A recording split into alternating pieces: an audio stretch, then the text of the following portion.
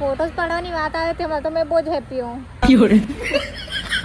So hello, good morning guys. તો આજે તો સવારમાં પલાળેલી દ્રાક્ષનું પાણી પીધું, પછી નાસ્તામાં મેં શીરો બનાવ્યો હતો તે ખાધો. પછી આ લોકો આવેલા હતા તે તો મોબાઈલમાં જ લાગી રહેલા. આ બી મોબાઈલમાં લાગેલી છે, આ બી ને મેં બી તો ત્રણેય મોબાઈલમાં લાગેલા છે. પછી ખાધી થોડી બિસ્કિટ અને જમવાનું બનાવવા બેસી ગઈ. જમવાનું બનાવીને થોડી વાર પછી મેં જમવા બી બેસી ગઈ, કેમ કે ગરમ ગરમ મસ્ત લાગે. પછી મારે થોડું વાસ્કોઈ કામ હતું તો ત્યાં ગઈ ને એક તો વાસ્કોઈ મેં એવી થઈને ગયેલી ને શરમ આવતી હતી મને ખુદને. પછી ઘરે આવીને થોડું રેડી થતી હતી, કેમ કે ફોટોસ પાડવા જવાની છું. કેટલા દિવસથી મેં ફોટોસ પાડવા નથી ગઈ, એટલે જવું તો પડે, કેમ કે એના વગર જિંદગી અધૂરી છે.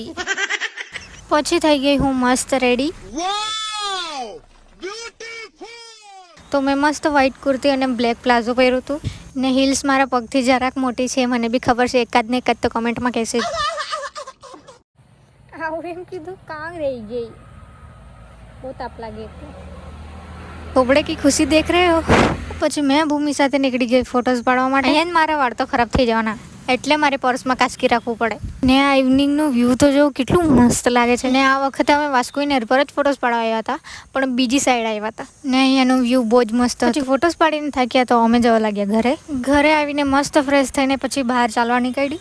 જો એક વસ્તુ બતાવું તમને લોકોને, આ ટ્રી તમને હાર્ટ શેપનું નહીં દેખાય કે મેં રોજના નોટિસ કરું, પણ આજે ચાલ બતાવી દેવા દે એમ કરીને બતાવી દીધું. ને આજની ઇવનિંગ મસ્ત લાગતી હતી મને, તમારા લોકોનું મને નહીં ખબર.